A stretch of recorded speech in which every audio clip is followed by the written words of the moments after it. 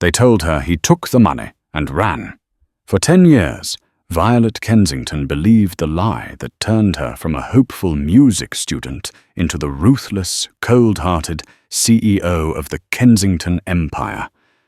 She buried her heart under designer suits and billion-dollar contracts, convinced that love was a liability. But fate has a wicked sense of humor. One snowy night, a flat tire strands her outside a grimy dive bar in the forgotten corner of Brooklyn. She walks in, expecting nothing but bad coffee. Instead, she hears it. A haunting, broken melody on an out-of-tune piano. It's a song that shouldn't exist, a song written in secret a decade ago by the only man she ever loved. She turns around, and the world stops. The man in the grease-stained mechanic's jumpsuit isn't a stranger, and he isn't alone. The radiator of the 2024 Mercedes Maybach hissed, a violent, serpentine sound that cut through the biting wind of a New York January. Violet Kensington stared at the steam rising from the hood, her perfectly manicured hand tightening around her phone. "I don't care about the weather, Preston!" she snapped into the receiver, her voice sharp enough to slice glass. "I need a driver at 4th and King immediately. The gala starts in an hour, and I am currently stranded in nowhere." "It's a blizzard, Violet." Preston Walsh's voice oozed with that feigned concern she loathed. He was her VP, her father's favorite shark, and the man currently trying to manipulate her into a merger she didn't want. "The bridges are icing over. Even my guys can't get to Brooklyn for at least 40 minutes. Just sit tight. Lock the doors." Violet ended the call without a goodbye. She looked around. This wasn't the Brooklyn of artisanal coffee shops and brownstones. This was the jagged edge of the borough. Warehouses, flickering street lamps, and shadows that seemed to stretch too long. The cold was seeping through her cashmere coat. The only sign of life was a neon sign buzzing erratically across the street. The rusty anchor. Live jazz, sometimes. She hated jazz. It was too messy, too emotional. It reminded her of a life she had surgically removed from her memory. But the snow was falling harder, turning the world into a blur of white static. Reluctantly, she locked the Maybach and crossed the slushy street. The heat hit her first, the smell of stale beer, lemon polish, and damp wool. The bar was dimly lit, populated by a handful of dock workers nursing whiskies and a bartender wiping a glass with robotic apathy. Violet brushed snow from her shoulders, feeling conspicuously out of place in her emerald silk gown and diamond drop earrings. "Coffee, black," she ordered, sliding onto a cracked vinyl stool. "Machine's broken, lady," the bartender grunted. "Got whiskey or tap water?" "Whiskey. Top shelf." He laughed, a dry, hacking sound. "Top shelf here is just the bottle we keep highest up, so the rats don't knock it over." Violet sighed, massaging her temples. She checked her watch. 7:15 p.m. The Kensington Charity Gala was beginning. Her father, Alistair, would be furious. The board would whisper. She was never late. Violet Kensington was a machine, efficient, flawless, unfeeling. Then a sound cut through the murmurs of the bar. It was a single piano note. High, tentative, like a question asked in the dark. Violet didn't turn around. It was probably a drunk patron leaning on the keys. But then came the second note. Then a chord, a complex, diminished seventh that resolved into a heartbreaking major. Violet's hand froze halfway to her glass. Her breath hitched in her throat. No, it was impossible. The melody began to flow, stumbling at first, then finding its footing. It wasn't a standard jazz standard. It wasn't radio pop. It was a waltz, melancholic and wintry, weaving a story of two people dancing in an empty room. Winter's Promise. That was the name scrawled on the sheet music 10 years ago. It was a private composition. It had never been published. It had never been recorded. The only copy had been burned in a fireplace in a Manhattan penthouse the night she realized she had been played for a fool. She spun around on the stool, her heart hammering against her ribs like a trapped bird. In the corner, an upright Yamaha, scarred with cigarette burns and water rings, sat against the brick wall. The player had his back to her. He wore a grey mechanic's jumpsuit, stained with oil and grease. His shoulders were broad, hunched over the keys with a weary heaviness. His hair was darker than she remembered, longer, tied back in a messy knot. But the posture, the way he leaned into the lower octaves. And then she saw the child. Sitting on top of the piano bench next to him was a small boy, maybe 6 or 7 years old. The boy was wearing a thick, oversized wool sweater and clutching a toy truck. He was staring at the man's hands, mesmerized. The man stopped playing abruptly. He coughed, a rough sound, and whispered something to the boy. He reached out to tuck a stray curl behind the child's ear. "Dad, play the ending," the boy whispered. It was barely audible, but in the silence of the bar, it roared. "Not tonight, Leon," the man said. His voice, it was deeper, scratched by years of silence and maybe cigarettes, but it was his voice. "That song, it's for ghosts. Ghosts aren't real," the boy, Leon, insisted. "Some are," the man replied. He turned his head slightly to check the time on the wall clock, and the dim yellow light caught his profile, the sharp jawline, now shadowed by stubble, the scar above his left eyebrow from a childhood bike accident. Caleb Sterling, the prodigy, the scholarship kid from Queens who had charmed the heiress of the Kensington fortune, the man who had promised her forever and then vanished the day after her father offered him $1 million check to leave. Violet felt the floor tilt. The whiskey glass slipped from her fingers and shattered on the floor. The sound was like a gunshot. The entire bar went silent. Caleb turned fully. His eyes, a startling, piercing blue that used to look at her like she was the only star in the sky, widened. He froze. His hands hovered over the keys, trembling. For 10 years, Violet had rehearsed what she would say if she ever saw him again. She had scripts of venom, speeches of indifference. She wanted to destroy him the way he had destroyed her trust. But standing there, amidst the smell of cheap bourbon and the shards of glass, looking at the man she hated more than anything in the world, and the child who looked terrifyingly like him, all she could whisper was, "You missed a note." The silence stretched, thick and suffocating, until the bartender groaned, "Hey, you gonna pay for that glass, lady?" Caleb didn't blink. He stood up slowly, positioning himself subtly between Violet and the boy, Leon. It was a primal, protective movement that stung Violet more than she expected. He was guarding the child from her. "Violet," he breathed. It wasn't a question. It was an acknowledgement of a disaster. "It's Miss Kensington," she corrected, her voice finding its steel armor again. She stepped over the broken glass, her heels clicking ominously on the hardwood floor. "And you look terrible, Caleb." It was a low blow, but she needed to draw blood. She needed to verify he was real. Caleb looked down at his grease-stained jumpsuit. A bitter, crooked smile touched his lips, the same smile that used to make her forget her own name in the practice rooms of Juilliard. "Life happens, Tori. Not all of us have drivers." "Don't call me that." "Right. Miss Kensington." He turned to the boy. "Leon, go to the back. Tell Mr. Henderson I'm taking my break." "But Dad, now, Leon." The boy slid off the bench. He had Caleb's dark hair, but his eyes, they were hazel, flecked with gold. Violet felt a strange lurch in her stomach. Those were not her eyes, but they were familiar. Leon clutched his toy truck and scurried into the kitchen, casting a fearful glance at the terrifying woman in the green dress. Once the boy was gone, the air between them crackled. "So," Violet said, crossing her arms, "this is where the $1 million went, a dive bar in Red Hook? I expected you to be in Paris, or maybe dead." Caleb flinched. He wiped his hands on a rag from his pocket. "I didn't take the money, Violet." "Don't lie to me." Her voice rose, cracking the sophisticated veneer.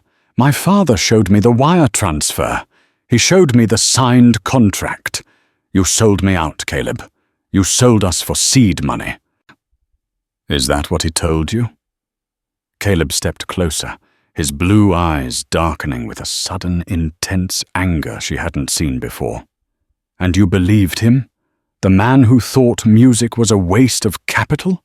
You believed him over me." "You left!" she screamed. "You left without a word. No note, no call. Just an empty apartment and a disconnected number." "I tried to call," Caleb shot back. "Every day for a month. Your number was changed. The security at your building threatened to arrest me if I stepped within 50 feet. I wrote letters, Violet. Dozens of them. I never got them," she said coldly. But a seed of doubt, cold and sharp, planted itself in her chest. Alistair Kensington was a ruthless man. Would he hide letters? Absolutely. "It doesn't matter," she said, waving a hand dismissively. "It's been 10 years. I'm the CEO of Kensington Global now. I'm getting married in the spring." The lie slipped out before she could stop it. She wasn't getting married. She wasn't even dating. But she couldn't let him think she had spent a decade mourning him. Caleb's face fell. The anger drained away, leaving just exhaustion. "Congratulations. I'm sure he's suitable." "He is. He's rich, reliable, and he doesn't play the piano." Caleb looked at the old Yamaha. "I don't play anymore either. I just heard you." "That was for Leon. He has trouble sleeping. It calms him down." Violet looked toward the kitchen door where the boy had vanished. "He's yours?" "Yes." "And the mother?" She held her breath. "She died," Caleb said flatly. 3 years ago. Car accident." Violet felt a pang of sympathy she immediately tried to crush. "I'm sorry. Don't be. We get by." He looked at her, really looked at her, taking in the designer dress, the diamonds, the exhaustion under her eyes. "Why are you here, Violet? Really?" "My car died. I'm waiting for a pickup. In this weather?" Caleb shook his head. "The roads are gridlocked. A tow truck won't get here for hours, and a limo definitely won't make it down these cobblestones in the ice." "I'll wait," she said stubbornly. "The heater in here is barely working," Caleb said, "and the patrons are getting rowdy. It's not safe for you." "And what do you suggest? I stand in the snow?" Caleb hesitated. He looked at the ceiling, as if asking the universe why it hated him, then looked back at her. "I live upstairs, above the bar. It's small and it's messy, but it's warm, and I have a landline if you need to call your fiancé." Violet laughed incredulously. "You think I'm going to your apartment? After everything?" "I think you're shivering," Caleb said softly. He reached out, his hand hovering near her elbow but not touching. The heat radiating from him was magnetic. "Please, for 5 minutes, until you can get a signal or a car. I'm not asking for forgiveness, Violet. I'm just asking you not to freeze to death." She should have said no. She should have walked out into the blizzard and taken her chances. But the wind howled outside, rattling the windows, and the way Caleb was looking at her, not with greed, not with malice, but with a sad, resigned kindness, broke her resolve. 10 minutes, she warned, and if you try to play that song again, I will buy this building and evict you. Caleb offered a faint, dry smile. "Deal." He led her through the kitchen, past the smells of frying grease, and up a narrow, creaking staircase. The apartment was exactly what she expected, and yet nothing like it. It was a studio, cramped and cluttered, but it was filled with life. There were drawings taped to the walls, childish scribbles of pianos and stars. There were books stacked everywhere. The Great Gatsby, Introduction to Music Theory, Advanced Automotive Repair.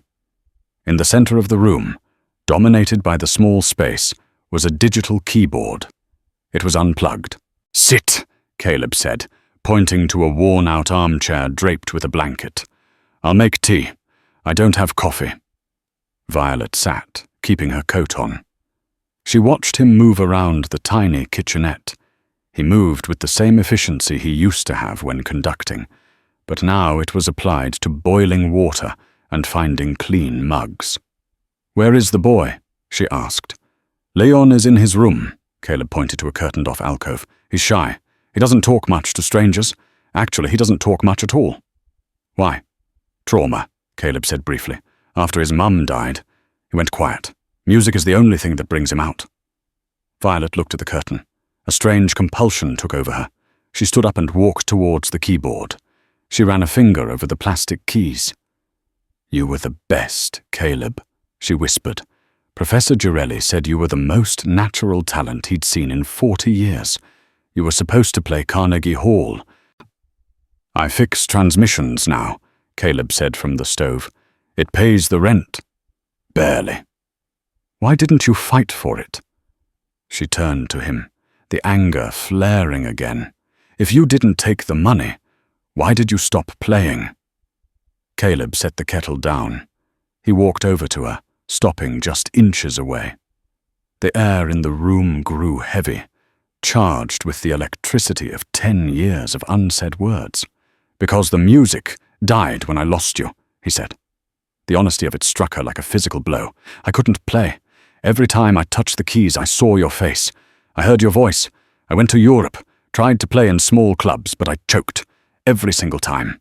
I became a mechanic because engines don't have feelings. Gears don't break your heart." Violet's eyes filled with tears she refused to shed. "You're lying." "I have never lied to you, Tori, about the music or about us." He reached into his pocket and pulled out a worn, folded piece of paper. It was soft as fabric from being handled so much. He held it out to her. "What is this?" she asked. "Read it." Violet took the paper. Her hands trembled as she unfolded it. It was a letter. The handwriting was jagged, hurried. "Caleb, if you want her to have a future, you will leave tonight. If you stay, I will ensure she is blacklisted from every orchestra in the country. I will freeze her trust fund.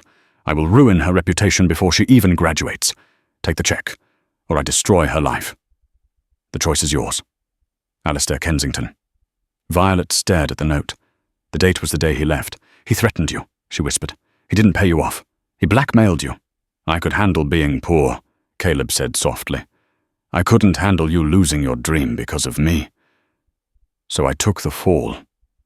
I let you hate me, because it was the only way you would let me go."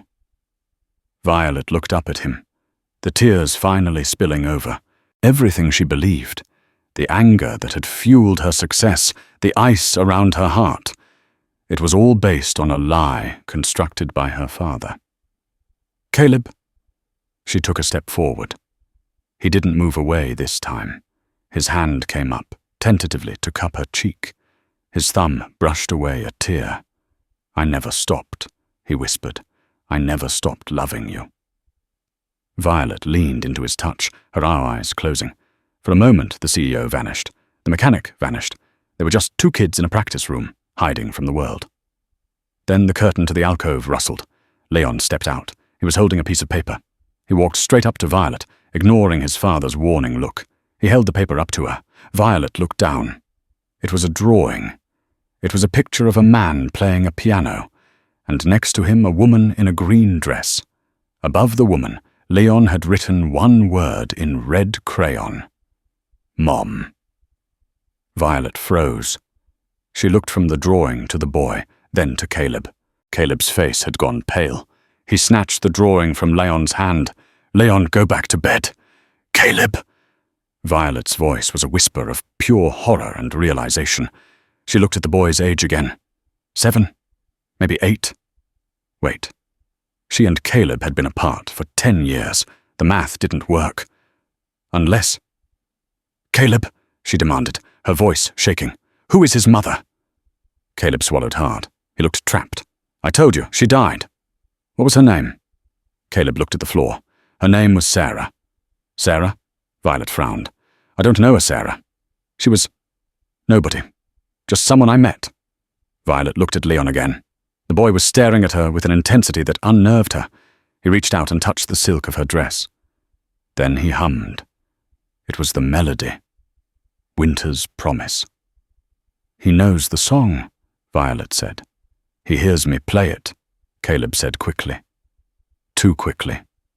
Violet narrowed her eyes. There was something he wasn't telling her. Something massive. The timeline was wrong for Leon to be hers. But the connection, the way the boy looked at her. "I want a DNA test," she said, the CEO taking over again. Caleb stepped back, shielding Leon. "Get out." "What?" "I said get out." Caleb's voice roared, startling Leon, who buried his face in Caleb's leg. "You come in here, you accuse me, you read the letter, and now you want to dissect my son? Get out, Violet, go back to your palace. Caleb, if there is a chance. There isn't. He's mine. Just mine." At that moment, a heavy pounding shook the apartment door. "Police, open up!"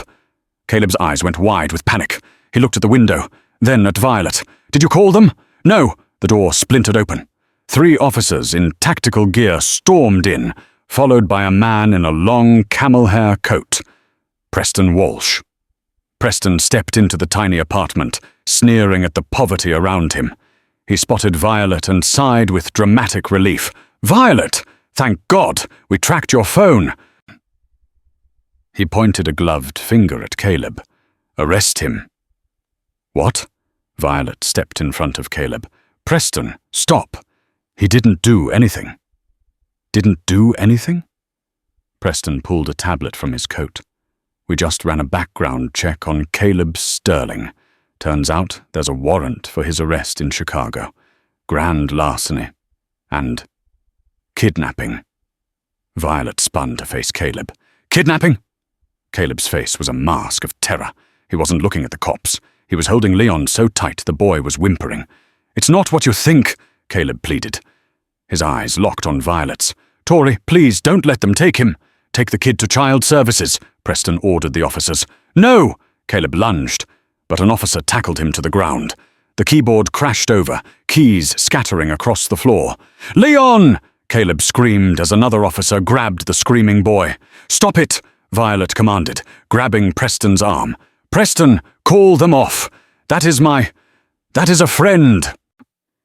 "He's a fugitive, Violet," Preston said coldly, shaking her off. "And that boy is listed as a missing person in the state of Illinois." As they dragged Caleb out in handcuffs, he twisted his head back, his eyes desperate, pleading. "The song, Tori," he yelled over the chaos. "Listen to the bridge. The bridge holds the secret. Don't let them take Leon." The door slammed shut. Violet was left standing in the wreckage of the apartment, the silence deafening. She looked down at the floor. Amidst the scattered sheet music and broken plastic, the drawing Leon had made lay face up. "Mom." Violet picked it up. She turned it over. On the back, in Caleb's handwriting, were music notes, a sequence. She rushed to the broken keyboard. She plugged it in. It flickered to life. She played the notes written on the back of the drawing. C-E-G-B. It wasn't a melody. It was a date. 03-05-19. Wait. No, it was a cipher. Caleb used to do this in school. Musical cryptography. She sat on the floor, her mind racing, decoding the notes as the sirens faded into the snowy night. When she finally translated the sequence, the blood drained from her face. It wasn't a date. It was a location. And a name. St. Jude's Orphanage. Patient 004. And below that, DNA match. Violet Kensington. Violet gasped, dropping the paper. The room spun. Leon wasn't Caleb's son with another woman. 10 years ago, before Caleb left, Violet had been hospitalized for exhaustion. Her father had sent her to a private clinic in Switzerland for 3 months. He told her she had a breakdown. He told her she had lost the baby. Violet screamed, a sound of pure, unadulterated rage that shook the walls of the tiny apartment. Her father had lied. Caleb hadn't just left. Her father had stolen her child, told her he died, and somehow, Caleb had found him. The war was on, and Violet Kensington was about to burn the world down. The Kensington estate in the Hamptons was a fortress of limestone and manicured hedges, currently glowing under the floodlights of the annual winter gala. It was a world away from the grimy dive bar in Brooklyn, a world of champagne towers, string quartets, and polite, deadly conversation. Violet Kensington didn't walk through the front doors. She stormed through them. She was still wearing her emerald gown, but her coat was gone, lost in the chaos of the arrest. Her hair was wind-blown, snowflakes melting on her bare shoulders. She looked like a vengeful forest spirit invading a gathering of mortals. "Violet!" a socialite in pearls gasped. "My dear, you look—" Violet ignored her. She scanned the ballroom, her eyes locking onto the man holding court near the fireplace. Alastair Kensington, her father. The man who held the keys to the city, and apparently the keys to her tragic past. He was laughing, swirling a glass of scotch, looking every inch the benevolent patriarch. Preston Walsh was at his side, whispering something in his ear. Alastair's smile didn't waver, but his eyes hardened as he saw Violet approaching. "Violet," Alastair said smoothly as she stopped in front of him. The music seemed to die down as guests sensed the tension. "Preston tells me you had a spot of car trouble, and a run-in with some unsavory characters." "Unsavory?" Violet's voice shook with suppressed rage. "You mean the father of my child?" The glass in Alastair's hand stilled. He looked at the guests nearby. Senators, investors, rivals. "Preston, escort the guests to the dining hall. Violet and I need a moment." "No," Violet said, planting her feet. "We are doing this here. I want them to know." "You are hysterical," Alastair said, his voice dropping to a menacing growl. "You need a sedative." "I need my son!" she screamed. The room went deathly silent. The string quartet stopped mid-measure. "I know what you did," Violet hissed, stepping closer. 10 years ago. Switzerland. The clinic. You told me I lost the baby. You told me the stress caused a miscarriage." Alastair sighed, adjusting his cufflinks. He looked bored. "I did what was necessary to protect the Kensington legacy. You were 21. You were pregnant by a piano player from Queens with 0 prospects. A bastard child would have ruined your marriageability. It would have ruined you." "So you stole him?" Violet felt sick. "You stole a newborn baby?" "I had him placed," Alastair corrected, as if discussing a piece of furniture. "With a good family, in Chicago. Closed adoption. It was clean. It was done." "And Caleb?" "Mr. Sterling was persistent," Alastair sneered. "He figured it out. Somehow. He tracked the boy down about 3 years ago. Kidnapped him from his adoptive parents. The police have been hunting him ever since. He's a criminal, Violet. A dangerous lunatic who stole a child from a loving home." "He stole him back!" Violet cried. "He stole him from the strangers you sold him to. He is unfit." Alastair slammed his glass down on a table, shattering the stem. "He lives in squalor. He drags that boy from city to city, hiding in basements. Look at you, Violet. You are a CEO. You are powerful. Do you really want to throw that away to play house with a felon and a traumatized brat?" Violet looked at her father. Really looked at him. For years she had sought his approval. She had molded herself into his image. Cold, efficient, ruthless. She realized now she was looking at a monster. "You're right, father," she said softly. "I am powerful." She pulled out her phone. She hit a speed dial number. "Get me the head of legal," she said into the phone, her eyes locked on Alastair. "And get the media relations team. I have a statement and cancel the merger with Walsh Enterprises." Preston, who had been lurking behind Alastair, stepped forward, his face pale. "Violet, you can't do that. The board. I own 51% of the voting shares, Preston," she said, her voice turning to ice. "I can do whatever the hell I want. And right now, I'm using every dollar of the Kensington fortune to burn you both to the ground." She ended the call and turned to leave. "If you walk out that door," Alastair warned, his voice shaking with fury, "I will ensure Caleb Sterling goes to prison for 20 years. I have judges in my pocket, Violet. I will bury him." Violet stopped. She didn't look back. "Try it," she said. "But you forgot one thing, Dad. You taught me how to fight dirty, and I learned from the best." The holding cell at the 78th Precinct smelled of bleach and despair. Caleb sat on the metal cot, his head in his hands. He had been processed, fingerprinted, and stripped of his shoelaces. But the physical indignity was nothing compared to the agony in his chest. Leon. They had taken Leon. Child Protective Services had arrived an hour ago. Leon had been screaming, reaching for Caleb, terrified of the strangers. Caleb had begged them to let him explain, but they just saw a grease-stained man with a kidnapping warrant. The heavy steel door clanked open. "Sterling, lawyers here," the guard grunted. Caleb looked up, confused. "I don't have a lawyer. I can't afford one." "You've got the best lawyer in the city, apparently." The guard stepped aside, and Violet walked in. She had changed out of the gown. She was wearing a sharp, charcoal business suit, her hair pulled back in a severe ponytail.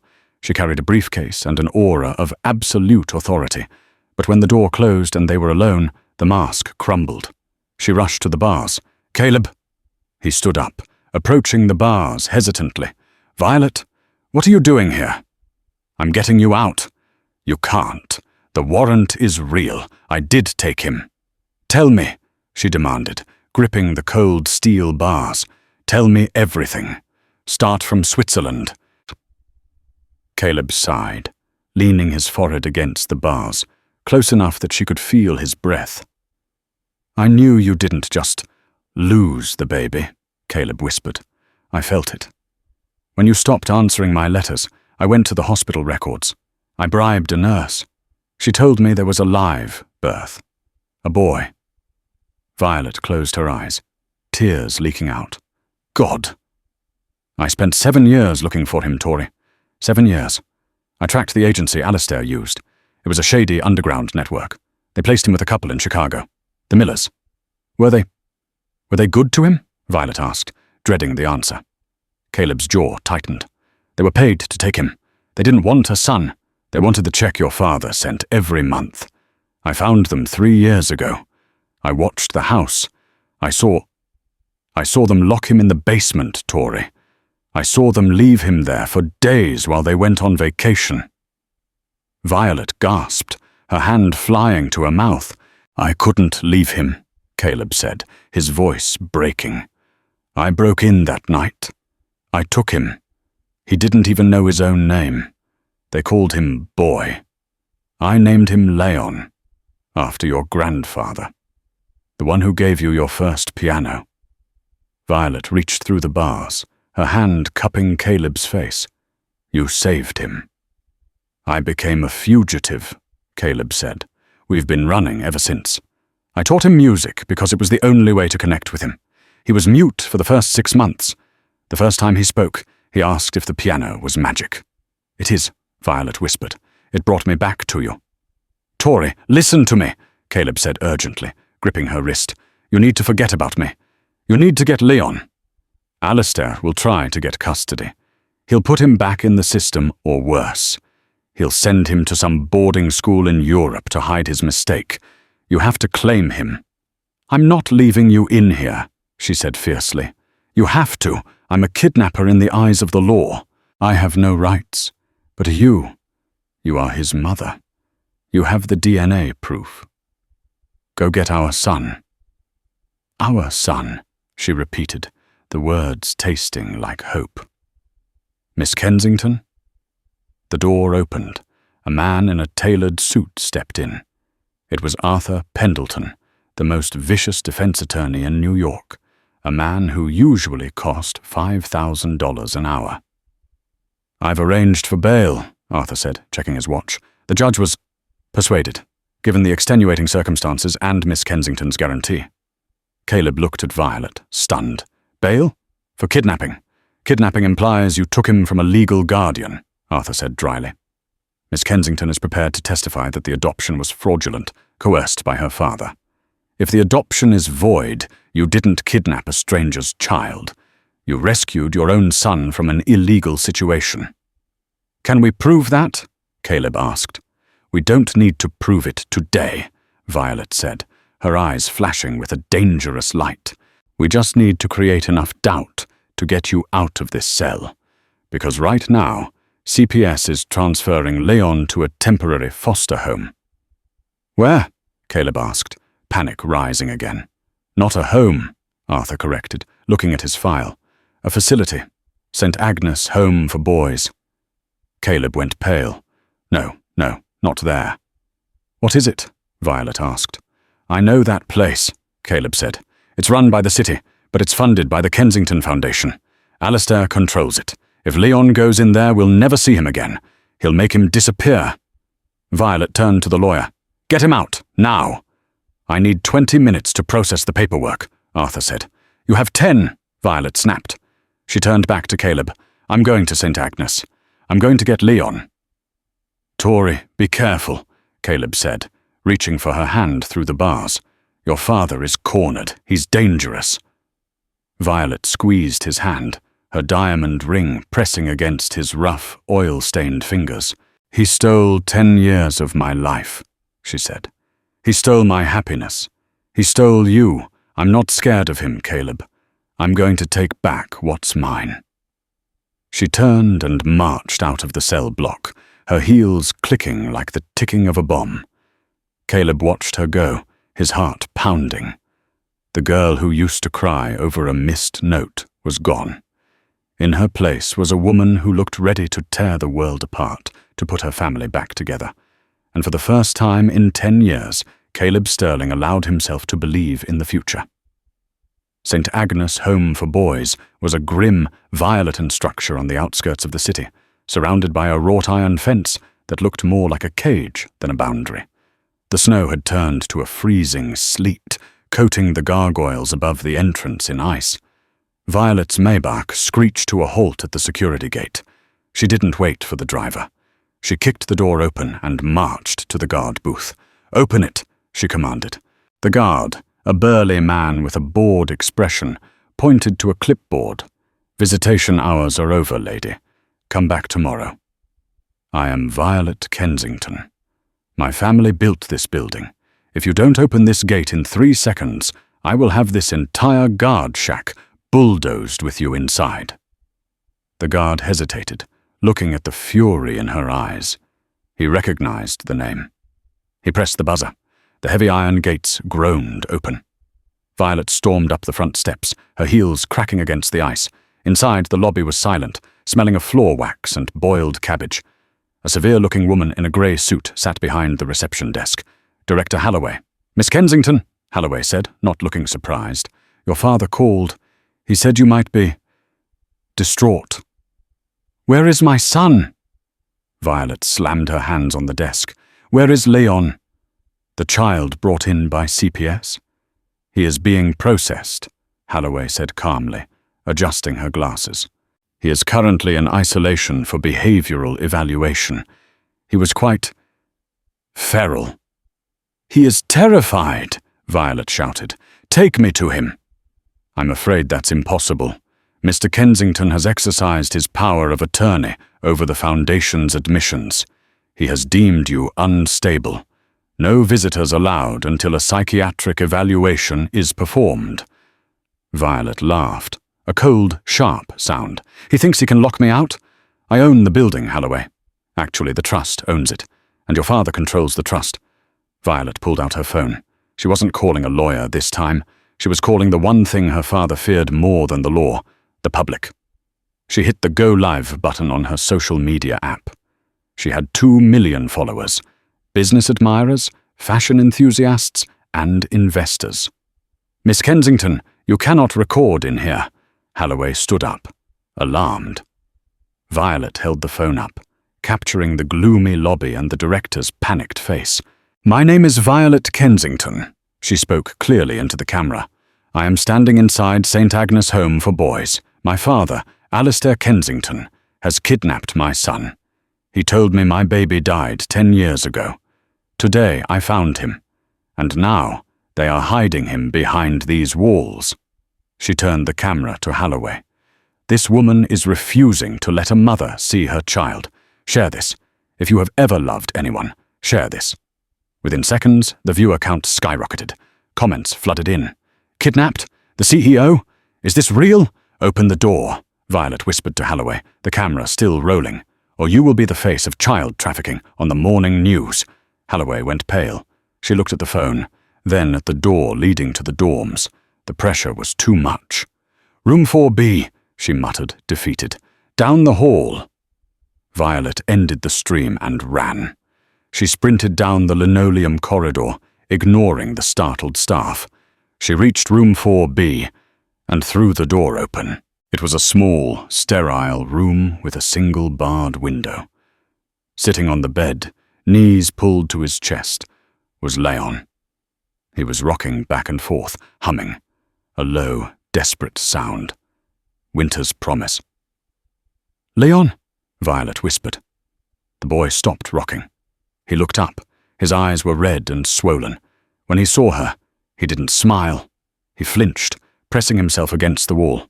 "It's okay," Violet said, her voice trembling. I'm a friend of Caleb's." At the mention of his father's name, Leon's shoulders dropped slightly. "Dad?" he whispered. "He sent me," Violet lied gently, stepping closer. "He sent me to take you home." "The bad man," Leon stammered. "The old man in the suit. He came here. He said Dad is never coming back." Violet felt a surge of hatred for her father, so pure it almost blinded her. "He lied, Leon. Your dad is coming. But we have to go. Now." She held out her hand. Leon looked at her hand, then at her face. He saw the resemblance, the same nose, the same determined set of the jaw, even if he didn't understand it yet. He reached out and took her hand. His fingers were ice cold. "Violet!" a voice boomed from the hallway. She spun around. Alistair Kensington stood in the doorway, flanked by 2 private security guards. He looked immaculate, but his face was purple with rage. "You have lost your mind," Alistair spat. "Broadcasting family secrets on the internet? You are ruining this company." "I am saving my family," Violet said, pulling Leon behind her. "Get out of my way." "You aren't leaving with him," Alistair signaled the guards. "Grab the boy. Sedate her if you have to." The guards stepped forward. Suddenly a siren wailed outside. Not police. A fire alarm? No, it was deeper. The sound of an engine revving. Crash! The emergency exit door at the end of the hallway flew open. A figure burst in, soaking wet, chest heaving. It was Caleb. He had made bail, and he had run all the way here. "Get away from them!" Caleb roared, his voice echoing off the tile walls. He looked wild, his hair plastered to his face, his fists clenched. "Dad!" Leon screamed, breaking from Violet's grip and running toward him. "Stop him!" Alistair shouted. One of the guards lunged for Leon. Caleb didn't hesitate. He tackled the guard mid-stride, slamming him into the wall with the force of a freight train. The years of mechanic work had made Caleb strong, much stronger than the piano student Alistair remembered. The second guard hesitated, looking at Violet. "Touch him!" Violet warned, her eyes lethal. "And I will buy your security firm just to fire you." The guard backed down. Caleb scrambled up, scooping Leon into his arms. He hugged the boy so tight it looked like he was trying to merge their souls. "I've got you, Leon. I've got you." He looked at Violet, breathless. "Arthur, the lawyer, is outside with a court order. Temporary emergency custody, pending the hearing." Alistair stared at the paper Caleb pulled from his pocket.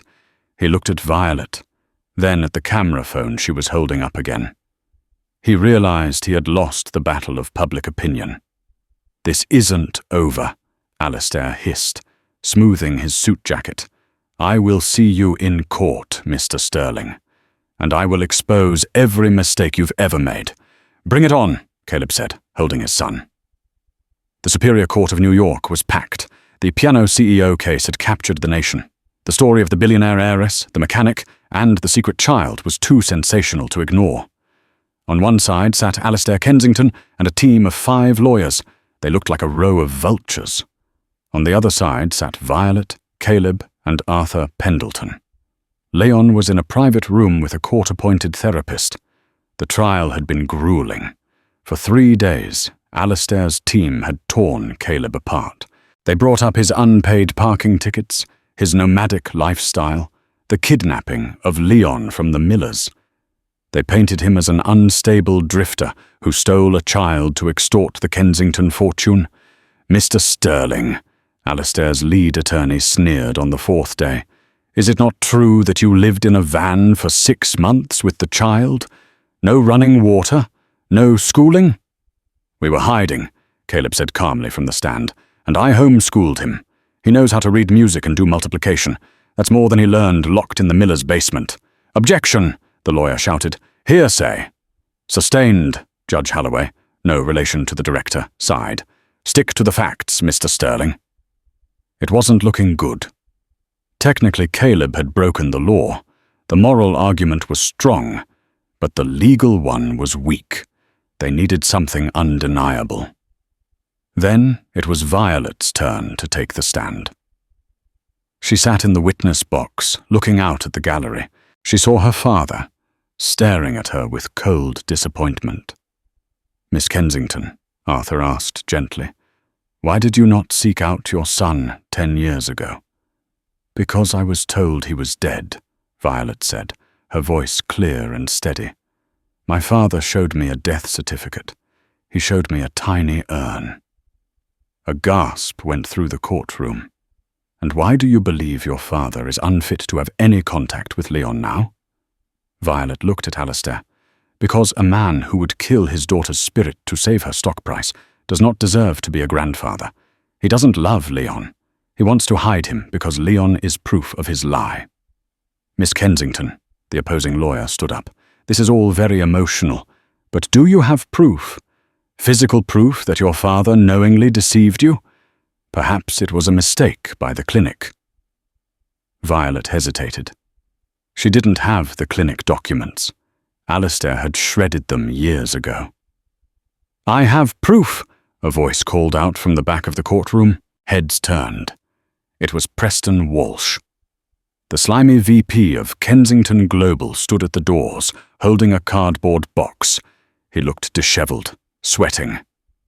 "I have the files," Preston said, walking down the aisle. "Preston!" Alistair stood up, his face losing all color. "You are fired. Get him out of here." "You fired me this morning, Alistair," Preston shouted back, "when you thought I was going to cut a deal. Well, guess what? I kept copies. The Switzerland wire transfers, the emails to the adoption agency, the payments to the Millers to keep their mouths shut." He slammed the box on the defense table. "It's all there. He orchestrated everything. He even paid the doctor to induce labor early, so he could take the baby before Violet woke up from the sedation." The courtroom erupted. The judge banged his gavel, but the noise was deafening. Violet put her hand over her mouth, tears streaming down her face. Caleb reached across the divide and squeezed her other hand. It was the smoking gun. But the final blow didn't come from the documents. It came from Leon. The judge, trying to regain order, called for a recess. But during the chaos, the door to the side room opened. The therapist stepped out, looking apologetic, but Leon slipped past her. The boy walked into the center of the courtroom. He looked small in the vast wood-paneled room. He was holding his toy truck. He walked past his grandfather, who glared at him. He walked past the lawyers. He walked up to the judge's bench. The room went quiet. Everyone watched the boy. "He likes music," Leon said into the silence, pointing at the judge. "Excuse me, son?" the judge asked, leaning down. "My dad," Leon said, pointing at Caleb. "He plays music. He wrote a song for my mum." Leon turned to Violet. "You're my mum, right?" Violet nodded, unable to speak, her heart breaking open. "Yes, Leon, I am." "Dad says the song is a promise," Leon said. "He says promises are magic. You can't break them." He looked at Alistair. "You broke the promise. You're the bad music." It was a simple, childish metaphor, but it landed with the weight of a verdict. The bad music. The dissonance in their lives. The judge looked at the documents Preston had delivered, then at the boy, then at Alistair Kensington, who was now slumping in his chair, a defeated old man. "I have seen enough," the judge said, setting his gavel down. "The custody of the minor, Leon Sterling, is awarded immediately and permanently to Violet Kensington and Caleb Sterling.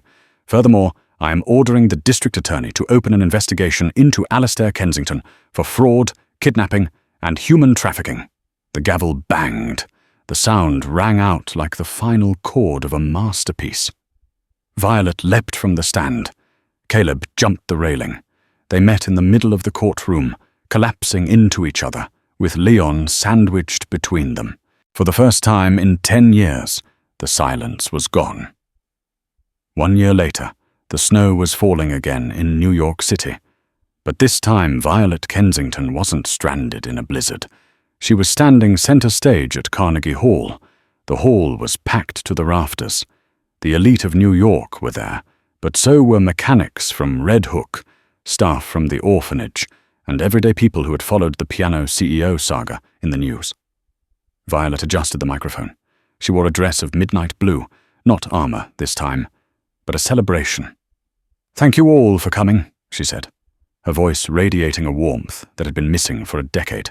"Tonight isn't about the Kensington Empire. It's about the Kensington Sterling Foundation. All proceeds from tonight go toward funding music programs for displaced youth." Applause rippled through the hall. "They told me once that business and art don't mix," she continued, smiling at someone in the wings. "They told me that love was a liability, but I learned that the only true failure is a life without a melody." She stepped back.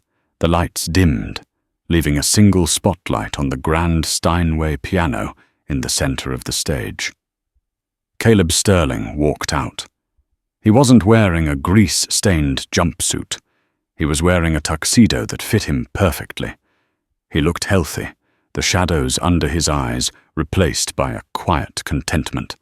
He sat at the bench, adjusting the height. He looked out into the front row. There, sitting next to Violet, was Leon.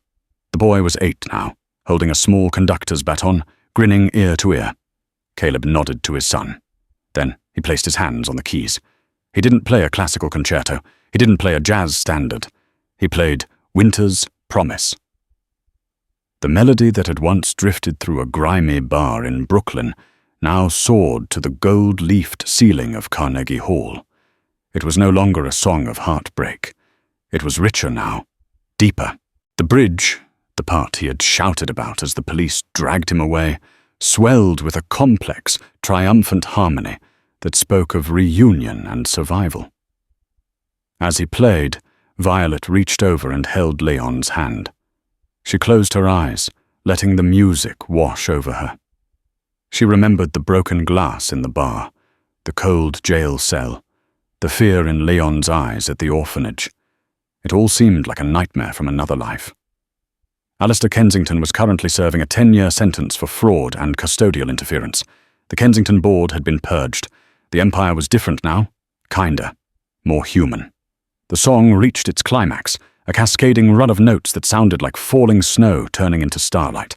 Caleb held the final chord, letting it ring out until the silence in the hall was absolute. Then he stood up. The ovation was deafening. People were on their feet. But Caleb didn't bow to the audience first. He walked to the edge of the stage, hopped down, and walked to Violet. He pulled her into a kiss that made the crowd roar even louder. Then he scooped Leon up into his arms, carrying the boy onto the stage with him. "Did you hear it, Dad?" Leon asked, his voice amplified by the stage acoustics. "You played the ending." "We all did, kiddo," Caleb smiled, tears glistening in his eyes. "We all did." Violet joined them on stage, the 3 of them standing in the spotlight. The single dad, the CEO, and the boy who brought them back together. The music had stopped, but for Violet Kensington, the song was just beginning. And that is the incredible story of Violet, Caleb, and little Leon. It's a reminder that sometimes the things we think we've lost forever are just waiting for the right note to bring them back. It shows us that true wealth isn't in a bank account. It's in the people who fight for us when the world turns cold. If this story touched your heart, please give this video a like. It really helps us share these stories with more people. And I want to know what you think. If you were Violet, could you have ever forgiven her father? Or was justice the only way? Let me know in the comments below. Don't forget to subscribe and hit that notification bell so you never miss a drama-filled romance like this one. Thanks for listening, and I'll see you in the next story.